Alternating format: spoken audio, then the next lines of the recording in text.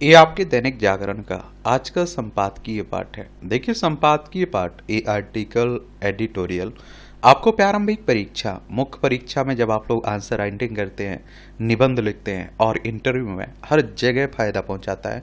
चाहे आप लोग सिविल सर्विस एग्जाम की तैयारी कर रहे हो या फिर किसी स्टेट पीसीएस एग्जाम की तैयारी कर रहे हो, तो यहाँ से एक सामान्य जानकारी भी आप लोगों को मिलती है। तो इन्हें आप लोग जरूर पढ़ा करिएगा। समावेशी विकास के 11 वर्ष, आप सभी को बता दूं कि जो ये नई सरकार है ना, मोदी सरकार, इसके पूरे 11 साल हो चुके हैं। तो उसी को लेकर अपनी उपलब्धियां बताई जा रही हैं और अपनी तारीफें की जाएंगी, इसमें कोई दोहराई नहीं होनी चाहिए। और देखिए, जब कांग्रेस के किसी नेता या विपक्ष के किसी नेता के द्वारा लिखा जाएगा कोई आर्टिकल, तो वो सरकार की कमियां बताएगा आपको।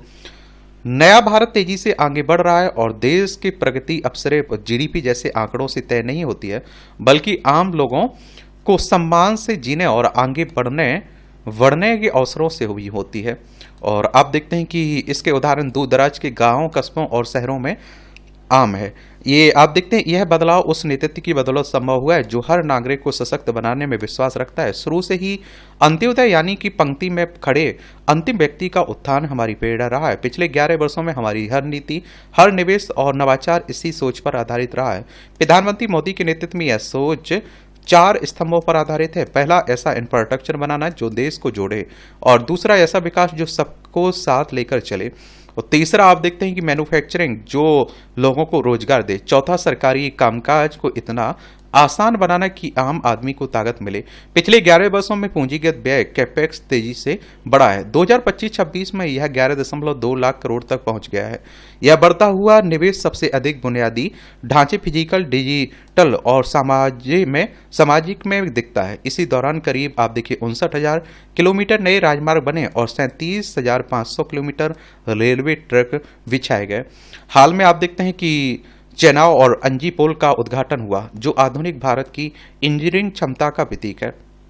जब वंदे भारत ट्रेन इन पुलों से होकर श्रीनगर पहुंची तो एक यात्री ने कहा कि यह किसी सपने के सच होने जैसा है, और उसकी आंखों में आंसू थे। कनेक्टिविटी अब सिर्फ सड़कों और रेल तक सीमित नहीं रही, यह डिजिटल क्षेत्र में भी फैल चुकी है। भारत का डिजिटल पब्लिक इंफ्रास्ट्रक्चर दुनिया में मिसाल बन चुका है। यूपीआई, आधार और डिजी लॉकर जैसे प्लेटफॉर्म आम लोगों की जिंदगी को सरल बना रहे हैं। इनकी सफलता और व्यापक उपयोगिता देखते हुए कई देश इनका अध्ययन कर रहे हैं, और हमारा उद्देश्य टेक्नोलॉजी को हर आम आदमी तक पहुंचाना है। यह सोच अब इंडिया एआई मिशन को भी दिशा दे रही है। अब 34,000 से अधिक high speed computer chips, GPU सभी के लिए उपलब्ध हैं, और बाकी देशों की तुलना में सिर्फ 1/3 लागत पर। एआई मॉडल को ट्रेन करने में इन चिप्स की बड़ी भूमिका होती है। सीख और नवाचार को आसान बनाने के लिए एआई कोर्स प्लेटफॉर्म पर 370 से ज़्यादा डाटा सेट और 200 से अधिक तैयार एआई मॉडल सभी के लिए उपलब्ध हैं। शिक्षा, स्वास्थ्य और बुनियादी सेवाओं को सबके लिए आसान बनाने पर भी इतना ही जोर दिया गया है। और इन 11 वर्षों में मेडिकल कॉलेजों की संख्या 387 से बढ़कर 780 होगी। एम्स 7 से बढ़कर 23 हो चुके हैं। एमबीबीएस और पीजी की सीटें भी दुगनी से अधिक हो गई हैं। हमारे विकास मॉडल की सबसे बड़ी ताकत यह है कि इसने करोड़ों लोगों की जिंदगी को बेहतर बनाया। आज देश में आप देखिए 53 करोड़ से ज्यादा जनधन खाते, और जो यूरोप की आबादी से भी ज्यादा हैं। 4 करोड़ घर और 12 करोड़ शौचालय बने, और 10 करोड़ परिवार लकड़ी की जगह स्वच्छ एलपीजी गैस से खाना बना रहे। हर घर जल योजना के तहत 14 करोड़ घरों का नल का पानी पहुंच चुका है। आयुष्मान भारत योजना 35 करोड़ लोगों को स्वास्थ्य सुरक्षा देती है। 11 करोड़ किसान अब पीएम किसान योजना से सीधे आर्थिक मदद पा रहे हैं। उज्ज्वला की 10 करोड़ भी लाभार्थी मीरा पांजी के बैंक खाते में बिना किसी बिचौलिए के 2.5 लाख सीधे जमा हुए। उनके घर में नल से पानी आता है, हर महीने मुफ्त राशन मिलता है, उन्हें धुएं से छुटकारा भी मिला है। और जो आंकड़े ना, इनका उल्लेख आप लोग आंसर राइटिंग निबंध में सरकार की उपलब्धियों के तौर पर बता सकते हैं। इतने बड़े स्तर पर समावेशी विकास का उदाहरण हाल के इतिहास में और कहीं नहीं मिलता। सरकार ने 2015 में मेक इन इंडिया की शुरुआत की, जिसने से उद्योग बढ़े और लोगों को रोजगार मिले। आज भारत में इलेक्ट्रॉनिक्स उत्पाद का उत्पादन 6 गुना बढ़कर 12 लाख करोड़ रुपए से ज्यादा है, और इलेक्ट्रॉनिक्स उत्पाद का निर्यात भी 8 गुना बढ़ा है। यह सबसे बड़े निर्यातित उत्पादों में शामिल है।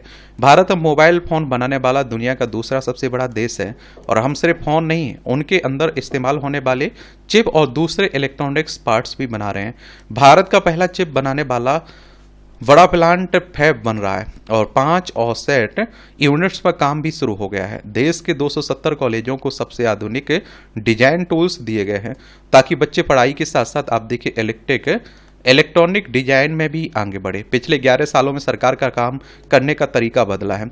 1500 से ज्यादा पुराने कानून हटाए गए और आप देखें कि 40,000 से अधिक बेवजह की प्रक्रियाएं खत्म की गई हैं और टेलीकॉम और DPDP एक्ट जैसे नए कानून इस सोच पर बने हैं कि आम लोगों और उद्यमियों पर शक नहीं, भरोसा किया जाए। इससे सिस्टम आसान बना और इस निवेश को बढ़ावा मिला और नए विचारों को आगे बढ़ने का मौका भी मिला।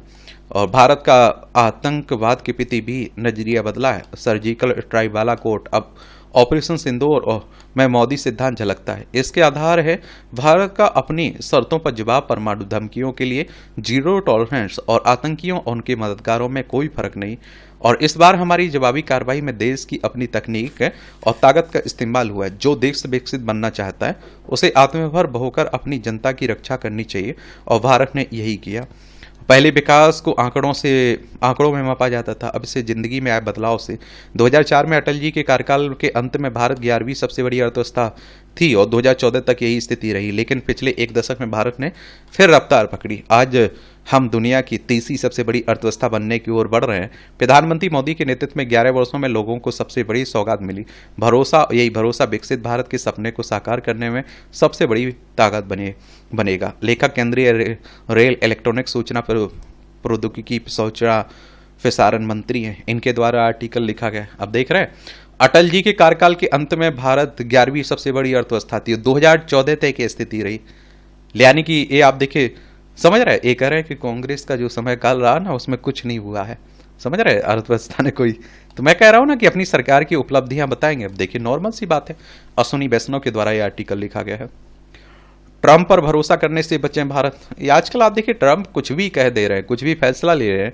अमेरिका को फिर से महान बनाने के नारे के साथ राष्ट्रपति बने डोनाल्ड ट्रंप फिलहाल लॉस एंजल्स को हिंसा से बचाने के लिए जूझ रहे हैं और यह हिंसा इसलिए भड़की क्योंकि ट्रंप अवैध आप्रवासियों के खिलाफ सख्त अभियान छेड़े हुए हैं।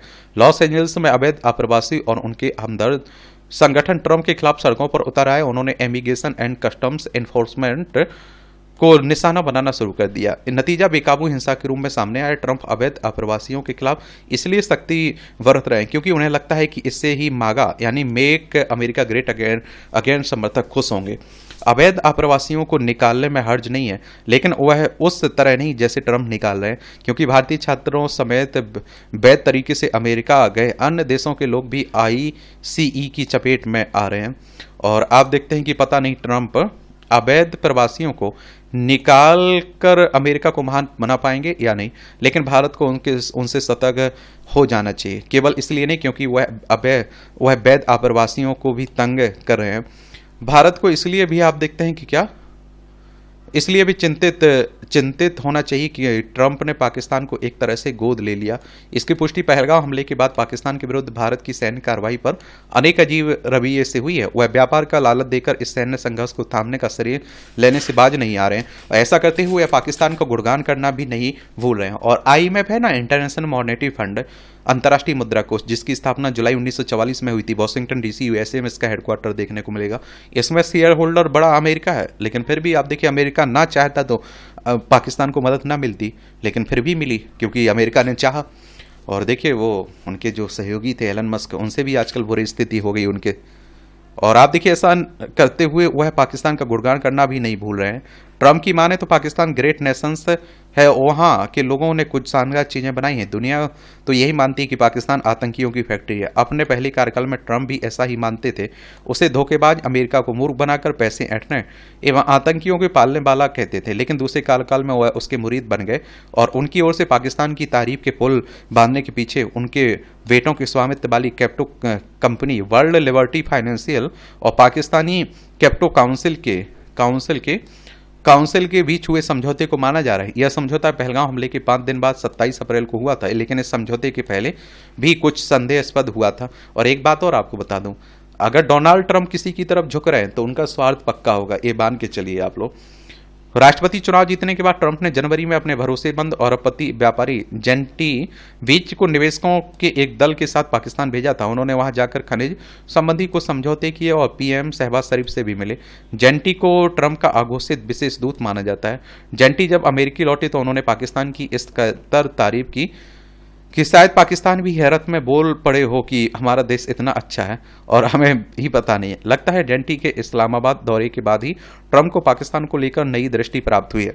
उनका प्रमाण यह है कि इसी 8 जून को उन्होंने अमेरिका को सुरक्षित रखने के लिए 12 देशों के लोगों पर पूर्ण और 7 देशों के नागरिकों पर आंशिक प्रतिबंध लगाया। इन देशों की सूची में Afghanistan, Iran, Libya, Somalia, Sudan, Yemen, Myanmar, Chad, Congo, Cuba, Venezuela और आप देखिए तुर्कमेनिस्तान आदि का नाम तो है, लेकिन पाकिस्तान का नहीं। यह तो सबको पता है कि हाल में ट्रंप जब पश्चिम एशिया गए तो उन्होंने सीरिया के अंतरिम राष्ट्रपति अहमद अल सरा से मुलाकात की। ये ध्यान रखिए, ये वही अल सारा है जो अलकायदा इस्लामिक स्टेट में रह चुका है और जिस पर अमेरिका ने इनाम भी रखा, तो ऐसे आतंकी घोषित भी किया था। इसे सुरक्षा परिषद ने वैश्विक आतंकी भी घोषित किया था। अल सारा उर्फ अबू मोहम्मद अल जुलानी ने अल नुसरा फ्रंट नाम से अपना अलग आतंकी गुट बनाया था। फिर इसका नाम हयात तहरीर अल शाम रखा और कुछ समय पहले राष्ट्रपति बशर अल असद को बेदखल कर सीरिया पर कब्जा करने में सफल भी रहा। और देखिए, संयुक्त राष्ट्र की सुरक्षा परिषद की बात करें तो यूएन का ही हिस्सा है। यूनाइटेड नेशंस 24 अक्टूबर 1945 में स्थापना हुई थी। न्यूयॉर्क यूएसए में इसका हेडक्वार्टर देखने को मिलेगा। यूनाइटेड नेशंस सिक्योरिटी काउंसिल में 15 मेंबर हैं, 5 स्थायी हैं और 10 अस्थायी हैं। 5 स्थायी में चाइना है, फ्रांस है, रसिया है, यूनाइटेड किंगडम, यूनाइटेड स्टेट आपको देखने को मिलेगा। और इनके पास विशेष पावर है, अगर कोई प्रस्ताव पास करवाना होता है तो इन 5 को सहमत होना चाहिए। अगर एक भी विरोध में रहता है तो वो प्रस्ताव रिजेक्ट हो जाता है।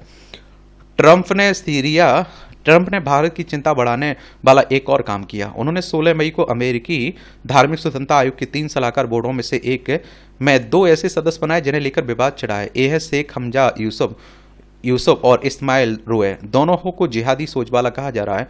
दोनों मतांतरित मुस्लिम है। एक समय FBI ने हमजा से पूछताछ भी की थी। हमजा से ज्यादा गंभीर मामला रेंडल टाड रोरर और इस्माइल रोरर पर का है। उसने 1992 में इस्लाम अपनाए, फिर पाकिस्तान जाकर लश्कर के ट्रेनिंग में कैंपों में जिहाद का प्रशिक्षण लिया। इस दौरान उसकी सीमा पार से कश्मीर में सुरक्षा चौकियों पर गोलीबारी भी की और 2004 में उसने लश्कर के एसआरए पर वर्जीनिया जिहाद नेटवर्क चलाने के आरोप में 20 साल का सजा भी हुई। 13 साल बाद उसे कथित तौर पर सुधर जाने के कारण रिहा कर दिया गया। अब ट्रंप ने इसी सुधरे हुए जिहादी को धार्मिक स्वतंत्रता आयोग के सलाहकार बोर्ड का सदस्य बना दिया।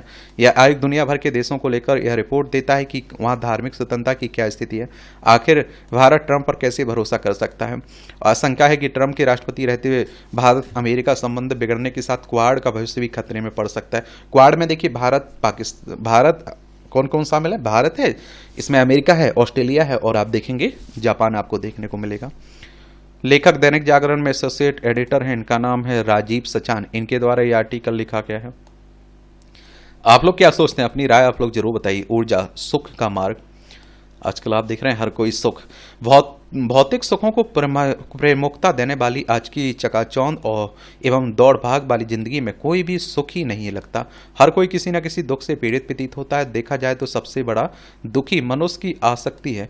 जब तक वह सांसारिक चीजों में आसक्त रहता है तब तक वह दुख के अंधे कुएं में पड़ा रहता है। इस भीषण अंधकार से भरे कुएं से बाहर निकलने का एकमात्र उपाय निर्लिप्त होकर जीवन जीने से ही संभव है।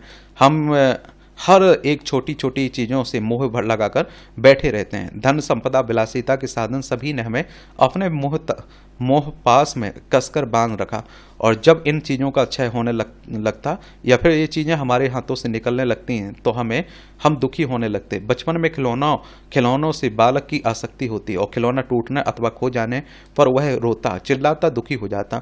युवावस्था में युवाओं की आसक्ति अनेक तरह के संसाधनों से होने लगती। थोड़े समय में बहुत कुछ पा लेने की लालसा उन्हें दुखी करने लगती और उसके बाद घर गृहस्थी आदि में उलझकर मनुष्य दुखी होता है। यह दुख जीवन पर्यंत चलता रहता है। बुढ़ापे को तो दुखों का घर ही कहा गया है और सभी प्रकार के दुखों से मुक्ति केवल निर्लिप्त भाव से जीवन यापन करने से ही मिल सकती है। हमें त्यागपूर्वक भोग करना चाहिए और ऐसा करने से ही हम अनावश्यक दुखों से दूर हो सकते हैं। निर्लिप्त भाव ही हमारे यश का कारण बन सकता है। यह भाव बड़ी साधना से पैदा होता है, इसके लिए मन बड़ा बनाना पड़ता है, तभी हम आसक्ति के मकड़ जाल से मुक्ति पा सकेंगे। जीवन में दुखी की कारा से मुक्ति का प्रयास निर्लिप्त भाव को अंगीकार करने से ही संभव है और यही से सुखद सवेरे का आगमन निश्चित है। यह स्थायी सुख का मार्ग है। अच्छा कॉलम लिखा जाता है, दिलचस्प। आम सहमति की राजनीति। याद देखिए, यह सहज स्वाभाविक था कि पहलगांव आतंकी हमले, उसके जवाब में पाकिस्तान के विरुद्ध भारतीय सेना की अकल्पनीय कार्रवाई पर विश्व के चुनिंदा देशों में भारत का पक्ष रखने गए सर्वदलीय प्रतिनिधि मंडल के सदस्यों से प्रधानमंत्री मोदी मुलाकात करते।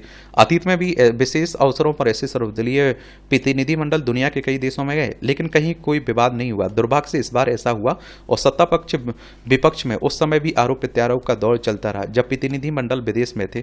कांग्रेस के कुछ नेताओं ने तो प्रतिनिधि मंडल में शामिल अपने दल के सांसदों के खिलाफ भी अभियान छेड़ दिया और इसकी भी अनदेखी नहीं की जा सकती है कि तृणमूल कांग्रेस ने किस तरह अपने एक सांसद को सर्वदलीय प्रतिनिधि मंडल में शामिल होने से रोक दिया।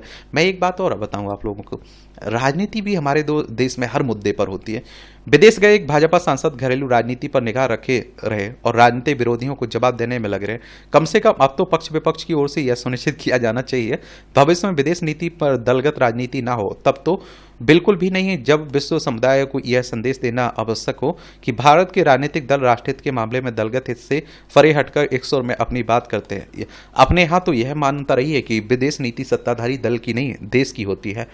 और सभी, मैं ये किसी एक पार्टी की बात नहीं कर रहा हूं, एक पे 11 हैं सभी पार्टी के नेता। और विदेश नीति से जुड़े किसी मसले पर विभिन्न दलों के बीच असहमति हो सकती है, लेकिन उसका प्रकटीकरण इस तरह नहीं होना चाहिए कि भारत विरोधी ताकतें उसका लाभ उठाने में सफल रहे। हाल के समय में ऐसा हुआ। जम्मू कश्मीर से अनुच्छेद 370 हटाने के फैसले और डोकलाम विवाद के समय हमारे कुछ नेताओं के बयान ऐसे रहे जिन्हें कभी पाकिस्तान या चीन ने अपने पक्ष में भुनाया। सच तो यह है कि रक्षा सुरक्षा विदेश नीति के साथ राष्ट्रीय हित के अन्य महत्वपूर्ण मुद्दों पर सत्ता पक्ष विपक्ष के बीच इस पर आम सहमति कायम होनी चाहिए और उन पर राजनीतिक वर्ग की साझा नीति क्या हो। यदि न्यायालय नियुक्ति आयोग के गठन और जीएसटी लागू करने संबंधी मामलों को छोड़ दिया जाए तो अन्य किसी विषय पर पक्ष विपक्ष के बीच आम सहमति मुश्किल से ही देखने को मिली। और इन दिनों भ्रष्टाचार के गंभीर आरोपों से घिरे उच्च न्यायालय के न्यायाधीश यशवंत वर्मा के खिलाफ महाभियोग प्रस्ताव लाने की पहल आगे बढ़ाई जा रही है। फिलहाल तो आसार इसी के हैं कि इस प्रस्ताव पर पक्ष विपक्ष की राय एक जैसी होगी। और लेकिन यह ध्यान रहे कि अतीत में ऐसे प्रस्ताव कभी सफल नहीं हो सके, क्योंकि कभी क्षेत्रवाद की राजनीति आड़े आ गई और कभी जाति की राजनीति। आप लोग क्या सोचते हैं, अपनी राय बताइए। सख्ती जरूरी। मानसून सिर पर है। बिहार में प्री मानसून की हल्की बारिश से ही गली मोहल्लों की जल निकासी की पोल खोल दी है। ये आप देख लीजिए, ये हमारा प्यारा भारत है। इसमें आप देखिए, बिहार पटना इसकी राजधानी, अंतर्राष्ट्रीय सीमा नेपाल से लगती है। बिहार में उत्तर प्रदेश से लगती है सीमा, राज्यों में झारखंड और पश्चिम बंगाल से। ये पाकिस्तान है आपका पड़ोसी। लद्दाख, जम्मू कश्मीर, पंजाब, राजस्थान, गुजरात, 5 राज्यों की सीमा इससे लगती है। ये चाइना है। लद्दाख, हिमाचल प्रदेश, उत्तराखंड, सिक्किम, अरुणाचल प्रदेश, 5 राज्यों की सीमा चाइना से भी लगती है। यदि निर्माणाधीन योजनाओं का शीघ्र निष्पादन नहीं हुआ तो इस साल भी कई सड़कें और गलियां लोगों के लिए परेशानी का सबक बनेंगी। आश्चर्य तो तब होता है जब पिछले कई साल से कई अधूरी योजना यथावत पड़ी हुई आमजन को लाख परेशानी हो, संवेदकों को कोई फर्क नहीं पड़ता है। और आप देखिए, कभी गैस पाइपलाइन के नाम पर तो कभी नाली निर्माण के लिए कई सड़कें खोद दी गई। अन्य दिनों में तो किसी तरह की मोहल्लेवासी आवागमन कर लेते हैं, लेकिन बारिश के मौसम में सड़कों गलियों में चलना दुरूह हो जाता है। और आप देखते हैं कि साथ ही सुरक्षा के इंतजाम नहीं होने से दुर्घटनाएं भी होती रहती हैं। अतः हर साल वही हाल का लेवल चस्पा किए जिम्मेदार निर्माण एजेंसी या संवेदक को इस मोड़ से निकलने का प्रयास करना चाहिए। सड़कें बेहतर बनाने के नाम पर उसे खोद तो दिया जा रहा है, लेकिन पुनर्निर्माण में लंबा समय लग रहा है। अब यह विभागीय लोगों के लिए समीक्षा का विषय है। विलंब किन वजहों से हो रहा है। आमजन हर वर्ष बेहतरी की आस लगाए रह जाते हैं और निर्माण की गति वही थमी रह जाती है। और जिम्मेदार अथॉरिटी को चाहिए कि विलंबित योजनाओं की समीक्षा कर उसके निराकरण का प्रयास करें। जिस स्तर से कोताही बरती जा रही है उसके विरुद्ध सख्त कार्रवाई हो। जलवायु संकट और इको विलेज। ये शहरीकरण उपभोक्तावाद की बढ़ती संस्कृति ने पृथ्वी को संकट में डाल दिया। आधुनिक जीवन शैली की यह होड़ हमारे पर्यावरण पर विनाशकारी प्रभाव छोड़ रही है। ऐसे में इको विलेज यानी पारिस्थितिकी गांव एक नए विकल्प के रूप में उभर रहे हैं, जो टिकाऊ जीवन शैली, आत्मनिर्भरता और पर्यावरणीय संतुलन को बढ़ावा देते हैं। दुनिया का पहला इको विलेज स्कॉटलैंड के मोरे में 1985 में स्थापित किया गया था, और इस इको विलेज को इस तरह डिजाइन किया गया कि यहाँ सभी आवश्यक सुविधाएं और सेवाएं केवल 20 मिनट की पैदल या साइकिल की दूरी पर उपलब्ध है, और इससे लोग निजी वाहनों के प्रयोग से कतराते हैं। एक इको विलेज पर्यावरण संरक्षण, सामाजिक सामंजस्य और व्यक्तिगत कल्याण को बढ़ावा देने की भावना पर केंद्रित होता है। ये लोगों को पर्यावरण अनुकूल जीवन शैली अपनाने के लिए प्रेरित करते हैं। भारत में भी आप देखेंगे ऐसे कई इको विलेज हैं जो पर्यावरणीय स्थिरता और आत्मनिर्भरता दोनों प्रकार प्रदान करते हैं। और राजस्थान का पिपलांत्री, नागालैंड का खोनोवा, तमिलनाडु का अरोविल देश के इको विलेज के कुछ सफल उदाहरण हैं। पिपलांत्री में आप देखिए, बेटी के जन्म पर पौधे लगाने की परंपरा ने गांव को आर्थिक एवं पर्यावरणीय रूप से आत्मनिर्भर बनाया। और इसी तरह नागालैंड स्थित खोनोमा को एशिया की पहली हरित गांव बनने की गौरव हासिल है। इनका उदाहरण दे दिया करिए, इनका भी उल्लेख कर दिया करिए, आंसर राइटिंग कर रहे हैं, कई निबंध लिख रहे हैं। जैविक खेती, प्रभावी जल प्रबंधन और वन्यजीव संरक्षण को बढ़ावा देकर यह गांव सफल इको विलेज के रूप में स्थापित हो चुका है। इसी तरह तमिलनाडु का अरोविल गांव जीव जंतु और पेड़ पौधों के प्रति अहिंसा की भावना का विकास कर सहअस्तित्व कायम करने में जुटा है। और इको विलेज इस अवधारणा पर कार्य करता है कि इंसानी जीवन शैली से पर्यावरण को हानि ना हो, या लोगों को कम कार्बन जीवन शैली अपनाने के लिए प्रेरित करता है। इससे स्थानीय हवा, पानी और मिट्टी की स्वच्छता और शुद्धता कायम रहती है। गांव को इको विलेज बनाने की आवश्यकता इसलिए भी अधिक है। इको विलेज आत्मनिर्भरता का विकास करने और स्वच्छ पर्यावरण के विकास और जलवायु परिवर्तन का मुकाबला करने का अहम माध्यम साबित हो सकते हैं। और आज अधिकांश गांवों ने शहर का स्वरूप ले लिया। शहरी सुविधाओं की सुलभता, ग्रामीण जीवन की सादगी और प्रकृति के साथ जुड़ाव को कहीं पीछे छोड़ दिया। नतीजतन पारंपरिक संसाधन आधारित जीवन शैली, जो कभी पर्यावरण के अनुरूप हुआ करती थी, अब उपभोक्तावादी प्रवृत्ति की भेंट चढ़ रही है। ऐसे में इको विलेज की अवधारणा न केवल एक टिकाऊ विकल्प प्रस्तुत करती है, बल्कि यह हमें हमारी जड़ों में से भी जोड़ती है। बाकी आप लोग क्या सोचते हैं, बताइए आप लोग। ये आप देखिए टिप्पणियां रहती हैं, इससे पढ़ना हो तो पढ़ सकते हैं। इसकी पीडीएफ आपको एजुकेशन सर्कल प्लेटफॉर्म है ना, वहाँ डाल दी जाती है, वहाँ से जाकर आप लोग डाउनलोड कर लिया करिएगा। पढ़ाई को रुचिकर बनाने की पहल। आजकल आप देखिए, जहाँ देखिए पढ़ाई लिखाई की ही बातें हो रही हैं ना। राष्ट्रीय शिक्षा नीति 2020 के प्रभाव में आने के बाद से भारतीय शिक्षा प्रणाली एक अमूलचूल सुधार की प्रक्रिया से गुजर रही है। इस नीति के लागू होने के बाद से ही देश की शिक्षा पद्धति में अनेक नवाचार देखने को मिल रहे हैं, और आप देखेंगे मिल रहे हैं। इसमें आप देखिए, इसी क्रम में राष्ट्रीय शैक्षिक अनुसंधान प्रशिक्षण परिषद NCERT द्वारा कक्षा 1 से 12वीं तक के लिए हाल में विशेष शिक्षण मॉड्यूल प्रस्तुत किए गए। इन मॉड्यूलों में डिजिटल तकनीक, स्वच्छता, कोविड-19, पर्यावरण, खेल, भारतीय लोकतंत्र, विकसित भारत, संविधान दिवस, मानसिक स्वास्थ्य, सांस्कृतिक विरासत जैसे विविध विषय शामिल हैं। NCERT के अनुसार इन मॉड्यूलों का उद्देश्य कक्षा शिक्षण को और अधिक प्रभावी, रोचक एवं सुग्राह्य बनाना है। इन्हें कहानियों, प्रश्नोत्तरी और संवादात्मक गतिविधियों के माध्यम से प्रस्तुत किया गया, ताकि छात्रों में रचनात्मक सोच, सक्रिय भागीदारी को बढ़ावा मिले।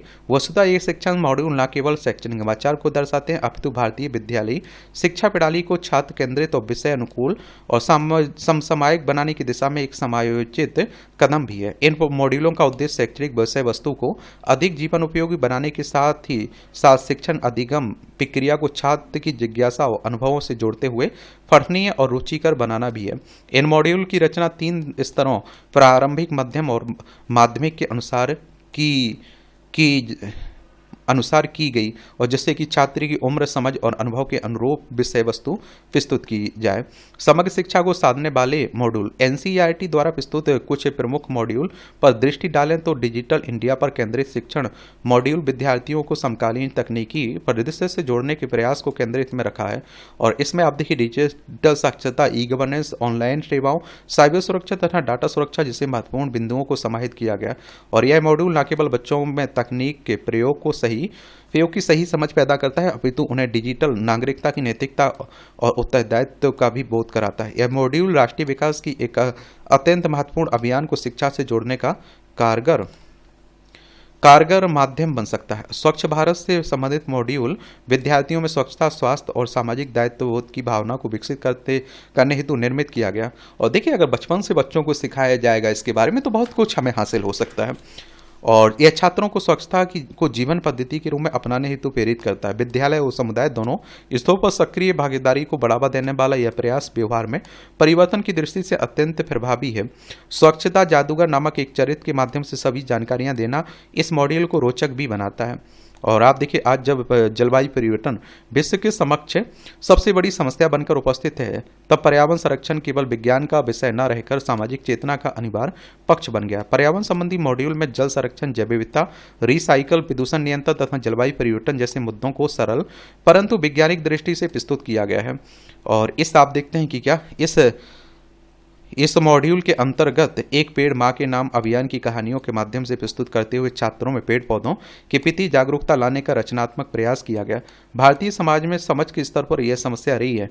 यहाँ पढ़ाई और खेलकूद को परस्पर विरोधी गतिविधि मानकर देखा जा रहा है। यद्यपि समय के साथ इस सोच में परिवर्तन आया, किंतु अब भी बहुत कुछ किया जाना शेष है। एनसीईआरटी का खेलों से संबंधित मॉड्यूल इस संबंध में महत्वपूर्ण है। इस मॉड्यूल के माध्यम से छात्रों को भारत की खेल संस्कृति, विशेषकर एशियाई खेलों में प्राप्त आप देखें उपलब्धियों तथा खेलो इंडिया जैसी योजनाओं की शैक्षणिक एवं राष्ट्रीय महत्ता से अवगत कराया गया।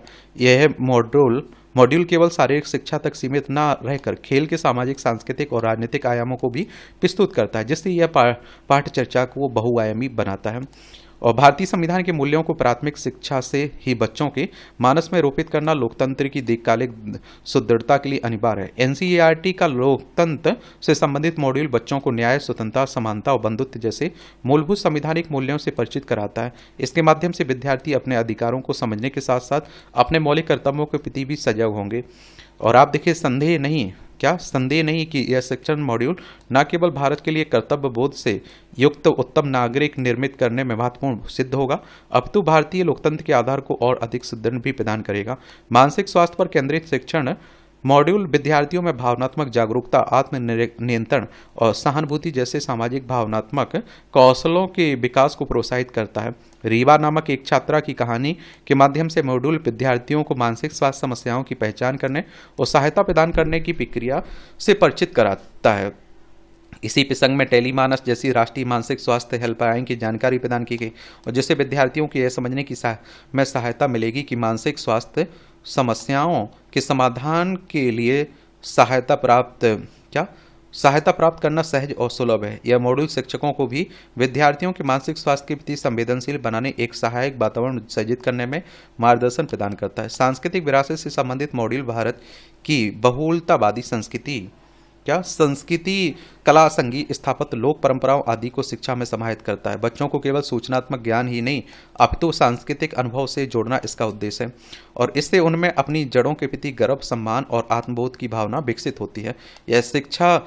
यह शिक्षा को राष्ट्रीयता और मूलभूत से जोड़ने का एक सशक्त प्रयास है। इसके अलावा चंद्रयान उत्सव, नारी बंधन, विकसित भारत, बिरसा मुंडा आदि विषयों पर केंद्रित विशेष शिक्षण मॉड्यूल भी एनसीईआरटी द्वारा जारी किए गए। वस्तुतः ये सब मॉड्यूल छात्रों को समग्र रूप से शिक्षित करने के उद्देश्य को ही केंद्र में रखते हैं। भाषा और संप्रेषण का नवाचार, इन मॉड्यूलों की भाषा शैली बाल मानस के अनुरूप विकसित की गई है। राष्ट्रीय शिक्षा नीति 2020 में स्पष्ट किया गया कि शिक्षा केवल सूचनाओं के संचरण का माध्यम नहीं अपितु सोचने, समझने और अनुभव करने की प्रक्रिया है, और इन मॉड्यूल में उसी नीति व आत्मा के अनुरूप रचा गया। इन मॉड्यूल का डिजिटल रूप में निःशुल्क उपलब्ध होना शिक्षण प्रशिक्षण कार्यक्रमों से जुड़ाव और कक्षा स्तरीय उपयोगिता के अनुसार विभाजन इन्हें व्यवहारिक रूप से क्रियान्वित करने योग्य बनाता है। साथ ही यह शिक्षकों को अधिक सशक्त बनाता है। वे पाठ्यक्रम को केवल पूर्ण करने के दायित्व से ऊपर उठकर अर्थपूर्ण अनुभव बनाने की दिशा में कार्य करें, और इन शिक्षण मॉड्यूलों को केवल पूरक शैक्षिक सामग्री के रूप में नहीं, एक व्यापक शैक्षिक दृष्टिकोण के रूप में देखा जाना चाहिए। उस विचार की पुष्टि करते हैं कि विद्यार्थी शिक्षा का निष्क्रिय ग्रहण करता नहीं अपितु एक सक्रिय सह निर्माता है।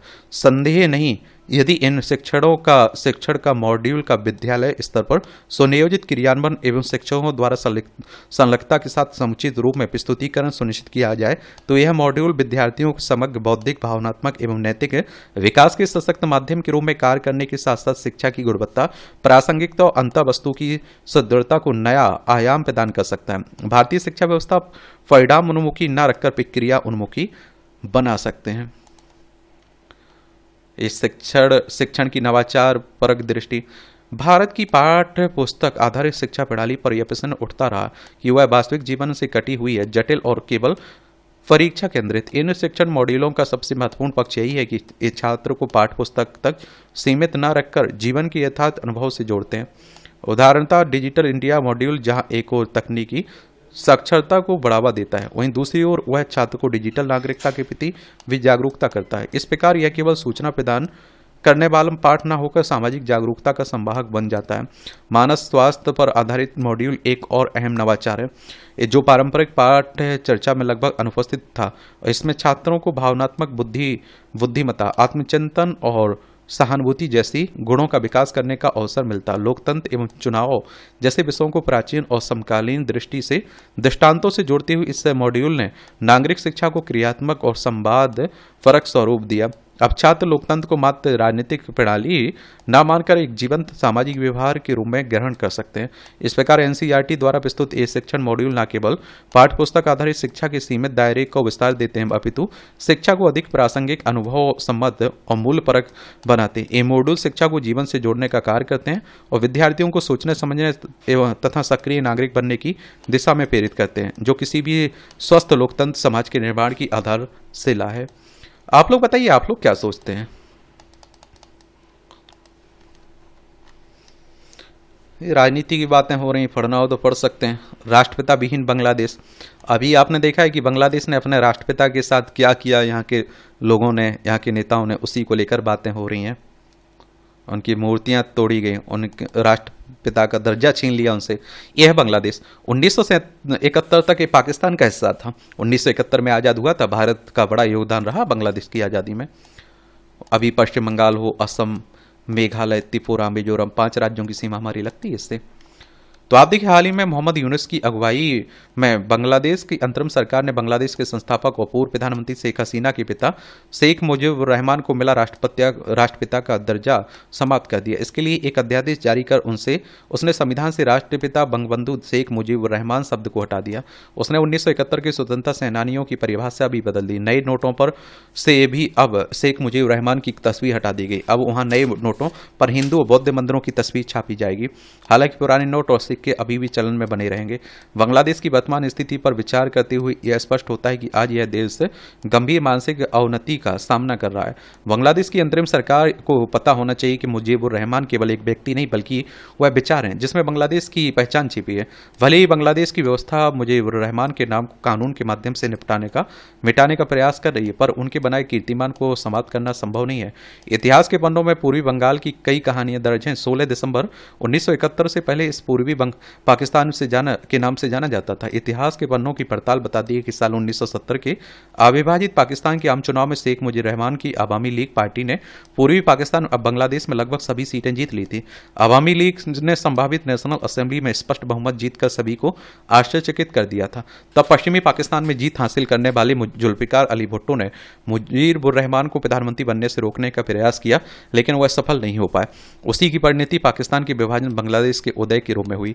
देश की बात नामक पुस्तक पर इस संदर्भ में महत्वपूर्ण है, जो पहली बार 1904 में बांग्ला भाषा में देशेर कथा शीर्षक से प्रकाशित हुई थी और इसका हिंदी अनुवाद 1908 में मुंबई से हुआ और 1910 में इसका संशोधित संस्करण देश की बात शीर्षक से कलकत्ता से प्रकाशित हुआ। अब यह किताब 1905 में बंग भंग के खिलाफ और स्वदेशी आंदोलन के आरंभ के साथ ही अत्यधिक लोकप्रिय हुई थी।